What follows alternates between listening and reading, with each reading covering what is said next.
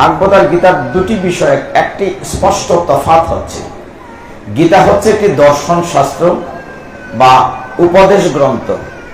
ভগবান তার প্রিয় সখা শিষ্য অর্জুনকে লক্ষ্য করে উপদেশ দিয়েছেন, তুমি এইটা করো, এটা হবে, এটা করতে হবে, এটা করতে হবে। আমাদেরকে উপদেশ দিচ্ছেন যে তুমি এইভাবে কর্ম করো, এইভাবে অভ্যাস করো, এইভাবে ধ্যান করো, এইভাবে আত্মনিবেদন করো, ইত্যাদি ইত্যাদি।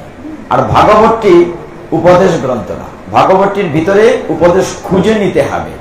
ভাগবতের বেলা বলা হচ্ছে শ্রবণম মঙ্গলম, শুনলেই মঙ্গল। মানে এত সহজ, ভগবান বলছেন যা শুনতে হবে, আপনি শুনলেই আপনার মঙ্গল হবে।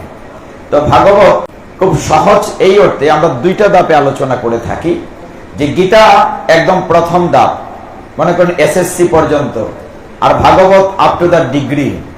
তারপরে যখন ভাগবত শেষ হবে তখন চৈতন্য চরিতামৃত মাস্টার ডিগ্রি।